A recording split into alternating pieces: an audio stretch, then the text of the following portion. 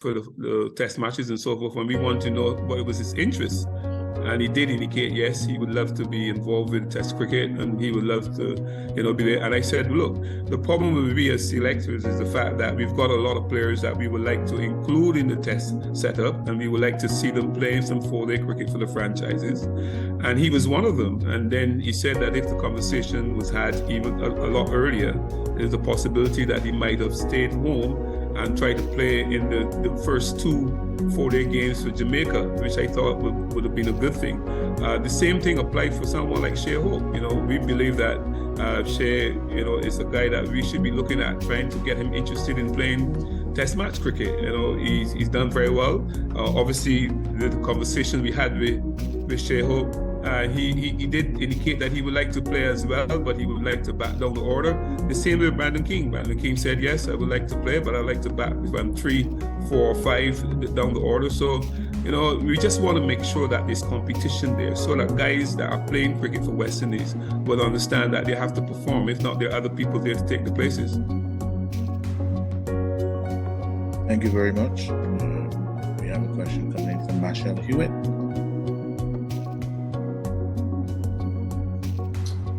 Good day. Thank you all. Just one quick question. With the selections of Athenaeus and Hakeem Jordan, etc., for South Africa, how much thought process went into maybe including them for Zimbabwe ahead of South Africa? We took what effectively was the best squad available to Zimbabwe. Was that with the rationale for getting them as much game time before South Africa, or was there any thoughts about picking a youngster like Athenaeus to maybe debut in Zimbabwe and get him used to the rigors of Test cricket? Yeah, thanks very much, Marshall. I think with the situation of the Zimbabwe tour, when we selected the Zimbabwe tour, we just came back from Australia.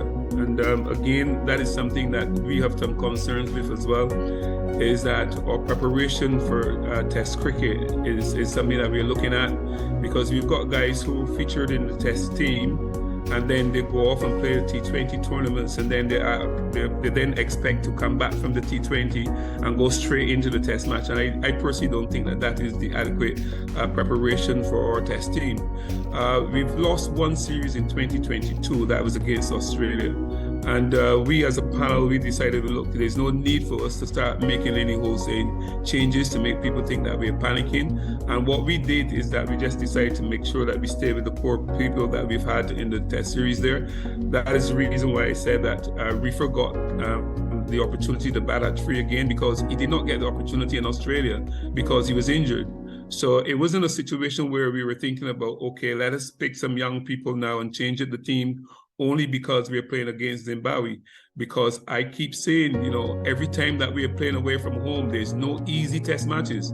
And the way how the cricket is played around the world now, we as West Indies now, we don't have the luxury to say, well, okay, well, we're going to send a team to a Test nation because we just think that we're going to roll them over. We got to look for W's as we go along to play Test cricket and try to get up in the ratings. So we try to pick the best people again that we believe that can do the job in the best interest of West Indies cricket. Sorry, Spooner, do you mind if I just do one more? Yes, Marshall, please go ahead. Thank you, Philip. Sorry, Desmond, just one more. Later on in the year, I believe there is a 18 tour schedule, possibly to Bangladesh. I'm not sure if that's being fully confirmed yet. Some of these conversations that you've been having with the likes of a Brandon King and so on and so forth, are you hoping to try and convince certain, as Jerome said, some of the white ball players who may not be involved in IPL, etc., to maybe go on that A tour, as well as some promising youngsters within the region? Yeah, I agree with that. I think that the A team, you can have a mixture of people who we want to be involved with the longer version of the game, and it'd be good to give them some exposure as well. But again, Marshall, there's something that is quite difficult sometimes, is when you've got player schedule. I think Roland and myself, we made a recommendation that what we should do is at the beginning of every year, we ask these guys for the availability to play cricket for West Indies, so that when they look at the schedule, they know the West Indies schedule. They could then say, well, okay, yes, I would, give up a T20 in Bangladesh to go and play a team cricket or 4-day cricket at home or something like that. But it's something that we need to work hand in hand with the players, because we have no intention to stop people from making money.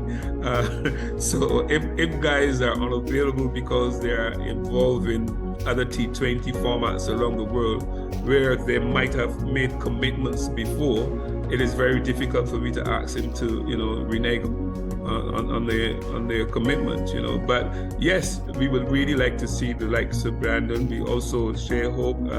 I had a chat with Akil Hussein as well, and I was saying to him, what I would like to see these guys playing, so that we can have a core players that that we can look at and say, look, these guys can compete with any team in the world. Thanks again very much. We don't have any other hands raised, so that suggests that there are no more questions at the moment. So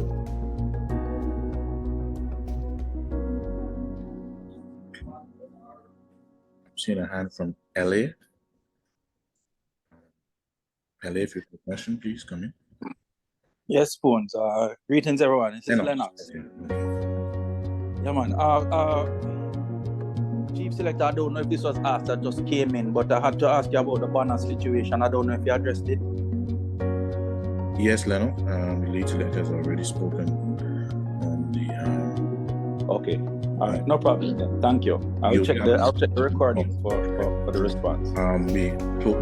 Then we can prepare to close it. We have a follow-up from Jerome, and then a follow-up from Darwin, and then that will bring us to the conclusion of this morning's interaction.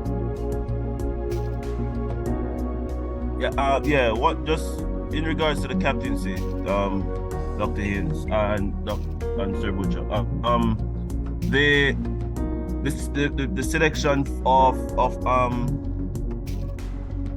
what's his name again? First, Shay Hope. Obviously, he would have been elevated, but Rovman Powell, he was out of the white ball team first, and then he came back into the T20s based on what he has done with the Scorpions. I saw the release and the explanation, etc. Are we strong enough to have 3 different captains in the Caribbean team?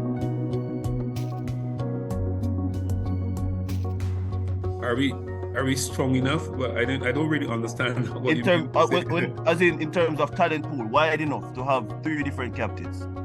Because this would almost be like a new phenomenon in world cricket where we have 3 different captains for a team. It's not the norm. Well, Jerome, we have had instances before where we've had 3 captains. If you go back to 2014, 2015, we had Ramdin as Test, Jason Holder as 50 over, and Darren Sammy as T20. So it's not an unprecedented situation, but I'm sure the lead selector will be able to articulate the present position. Yeah, it was a decision that was taken, and we believe that someone like Shay Hope, who was vice captain for quite some time, need the opportunity to lead in the 50 over competitions, in the 50 over squads, and also you mentioned it with he was very good for Jamaica.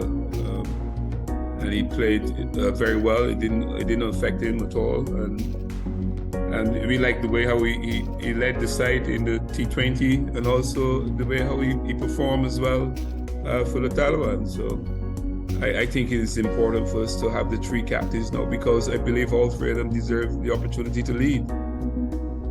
So you got Powell, you got Rovman, who has done very well for the Talibans, and also for in the 50 over competition for Jamaica, and also you've got Shay Hope, who was vice to 3 captains before, and I believe that need that opportunity now to show that he also captained Barbados in the 50 over competition last year.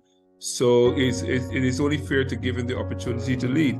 And then you've got Craig Brathwaite, who is captaining the test match and the test matches and doing well, and it's not affecting Craig's batting either. So I think at this time, even though you might probably don't think that we are strong enough to have, I don't know why you would use strength for that, but if you don't think that we are strong enough to have the 3 captains, I believe the 3 captains really deserve the place. Thanks very much. And final question to Garvin, and then we'll wrap up this morning's interaction. So Garvin, you have the last over. Thank you very much, Spoons. Dr. Hanes, in terms of the team and the batting order, it looks like we're getting things right with the openers. But what would you like to see, moving forward, looking at this next series and the series after, in terms of guys being able to stabilize, the other positions and really make it their own? What are some of the positions you think we probably need to, or are probably up for grabs, one would say? Yeah, well, we definitely we really got the opening position handled, but it's like anything, the middle order. We just want the guys to be consistent, and with the guys getting the opportunity, we hope that these guys would take the opportunity, just like how Tej Chandler Paul took that opportunity there, went to Australia, done very well. Now he's got a test double. Part of a partnership with the world record holder for opening partnership. This is what we ask. We're giving you the opportunity, and when you get the opportunity, you have to perform. And that is why we had a discussion with the other guys who, we would like to see play the longer version of the game, to also create, an atmosphere where, there's competition there. When guys go to bat and they realize that there are other people there who can get the places, I believe they will start looking to focus a little bit more on performing consistently. Okay, thanks very much, Dr. Hanes, for your responses to this morning's questions. And ladies and gentlemen, we also thank you for participating. And just a few housekeeping matters. We will have the recording available in a short while. And just to update you again, the West Indies travel from Zimbabwe to South Africa tomorrow, where they will have a warm-up match against the South African 11 before they start the test series.